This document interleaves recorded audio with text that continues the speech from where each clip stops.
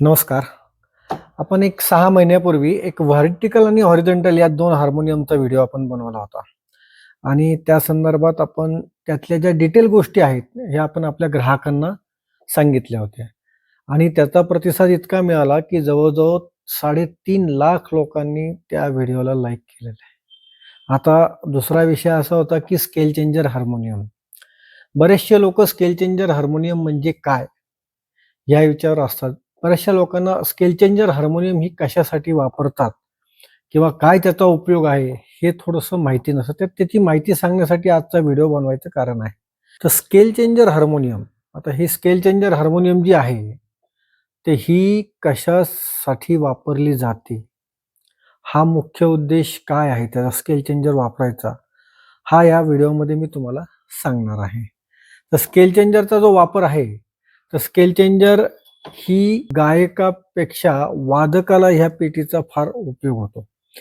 कारण की एखादा गायक समजा काळी 1 मध्ये गात असेल आणि त्यांनी ती प्रॅक्टिस आहे ती काळी 1 मध्ये जर केलेली असेल आणि 11th आवरला त्याचा आवाज काळी 1 ला जर नाही चढला आणि त्याला जर हाफ नोट जर त्याला समजा खाली गायची वेळ आली, तर ते वादकाला अवघड असतं.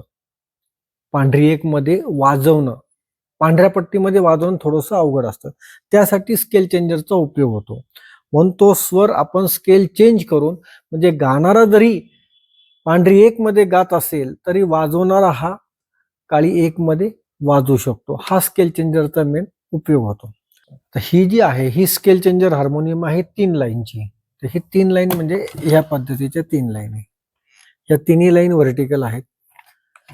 आणि हा जो स्केल चेंजचा प्रकार आहे, म्हणजे आता इथं जो आपण दाखवला एरो हा सीचा आहे. म्हणजे ही पांढरी 1 म्हणजे रेग्युलर हार्मोनियमचा जो स्टँडर्ड सी आहे, तो हा आहे. म्हणजे आता आपण समजा उदाहरणार्थ काळी 1 मध्ये वाजवतोय. मी तुम्हाला वाजवून दाखवतो.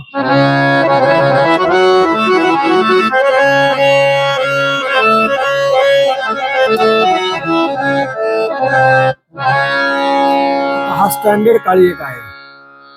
हात जर आपण थोडासा चेंज केला, हा आपण पुढं सरकवतोय, तो इथं आला.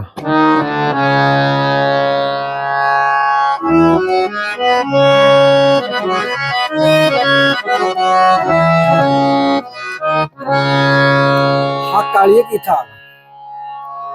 हाच आपण सरकवत सरकवत काळी 1 जो आहे, हा इथपर्यंत आणला. स्वर काळी 1च, पण हा लागलेला आहे पांढरी 6 ला. हा स्केल चेंजचा फायदा आहे. परत तुम्ही सेंटरला आणला, हा सी ला आला, हा परत स्टँडर्ड झाला.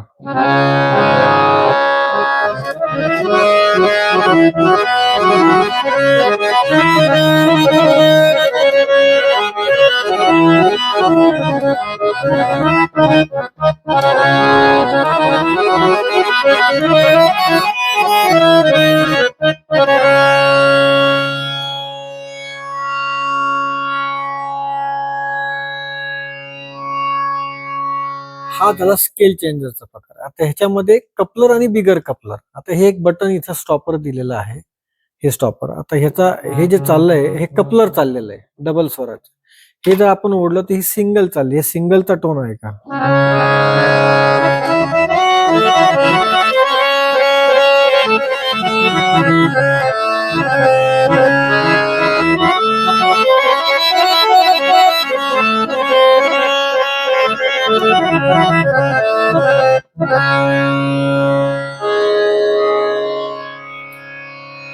त्याच्यामध्ये म्हणजे आपण पहिल्या स्टेपला पाहिलं की स्केल चेंजेस कसं होतं हा एक पाहिला. दुसरा विषय म्हणजे कपलरचा पाहिला. आता तिसरा विषय म्हणजे यामध्ये खर्ज, नर आणि मादी अशा 3 प्रकारचे स्वर ह्याच्यामध्ये आपण 3 लाईन ह्याच्यामध्ये आपण वापरले आहेत. आता ह्याच्यामध्ये आपण जर उद्या समजा एखाद्याने विचार केला की ही हार्मोनियम मला सोलोसाठी वापरायची आहे. कशासाठी? सोलोसाठी फक्त. तर तो त्याचा खर्ज बंद करून म्हणजे खर्ज म्हणजे हे 2 स्टॉपर बंद करून हा तो सोलोला वापरू शकतो.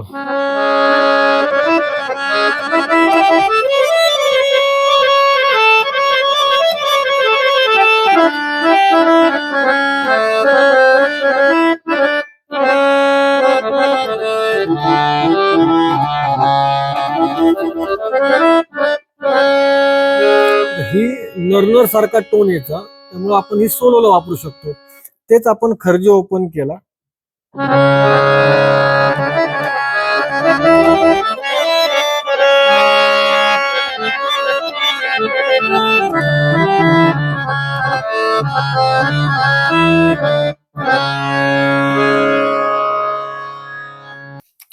आता ही जी हार्मोनियम आहे ही 9 स्केलची आहे. 9 स्केल. आता ही सेंटरला जे आहे सी, म्हणजे हा स्टँडर्ड झाला. स्टँडर्डच्या 4 पट्ट्या खाली, स्टँडर्डच्या 4 पट्ट्या वर, म्हणजे ई पर्यंत, आणि खाली जी शार्प पर्यंत, ही 9 स्केलची झाली. आता ह्याच्यानंतर आपण ज्याचा जो म्हणजे ह्याच्या पुढचा जो विचार केलाय तो आपण हा पूर्ण स्केल चेंजरच बनवलेली आहे, परंतु फक्त 5 स्केलची बनवलेली आहे. फक्त 5 स्केल. कारण की बऱ्याचशा लोकांचं असं म्हणणं असतं की 9 स्केलची एवढी आम्हाला गरज नाहीये. फार तर फार एखादा हाफ नोट खाली, हाफ नोट वर, एवढा स्वराचा फार तर फार बदल होऊ शकतो. ह्याच्यापेक्षा जास्ती काही बदल होऊ शकत नाही. त्यामुळे पेटीच्या साईज मोठ्या असायचं काही कारण नाही. लहान असली तरी चालेल, पण ती स्केल चेंज झाली पाहिजे. तो हा एक आपण प्रयोग केलेला आहे त्याच्यामध्ये. बाकी सगळं सेम, व्हर्टिकल वगैरे. आता हा आपण स्टँडर्डला घेतलाय. स्टँडर्डला घेऊन याचा तुम्हाला टोन ऐकवतो, म्हणजे तुमच्या लक्षात येईल त्याच्या आणि ह्याच्या टोन मध्ये फरक काही नाही.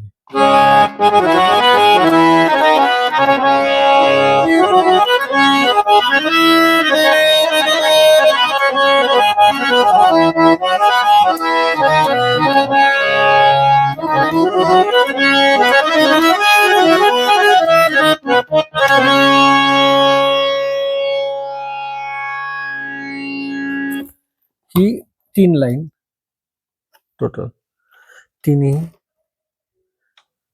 आणि आता ह्याच्या पुढे जर जायचं म्हणलं स्केल चेंजर मध्ये, तर ही झाली 3 लाईनची कॉम्पॅक्ट मधली स्केल चेंजर, 5 स्केलची. ही झाली 9 स्केलची स्केल चेंजर, ही 3 लाईनचीच. आता आपण आलेले 4 लाईनची स्केल चेंजर आणि 13 स्केलची. हे 13 स्केल म्हणजे इथून हे 13 स्केल, नंतर हे 4 लाईन.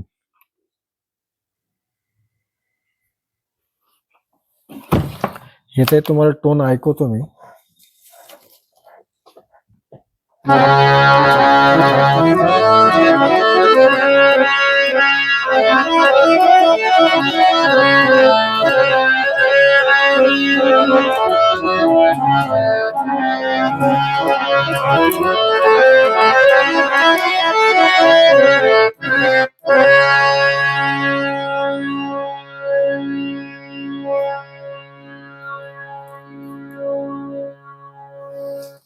या 3 प्रकारच्या ज्या स्केल चेंजर आपण पाहिल्या, ती 5 स्केलची, ही 9 स्केलची आणि ही 13 स्केलची. ही 13 स्केलची जी ही 4 लाईन मध्ये आली, ती 3 लाईन मध्ये आली, आणि ती पण 3 लाईन मध्ये आली. म्हणजे एक स्केल चेंजर ज्याला घ्यायची आहे, ज्याला स्केल चेंजरची गरज आहे, तो त्या गोष्टीमध्ये 3 ऑप्शन मध्ये आपल्याला कुठली आवश्यकता आहे, कुठल्या स्केल चेंजरची गरज आहे.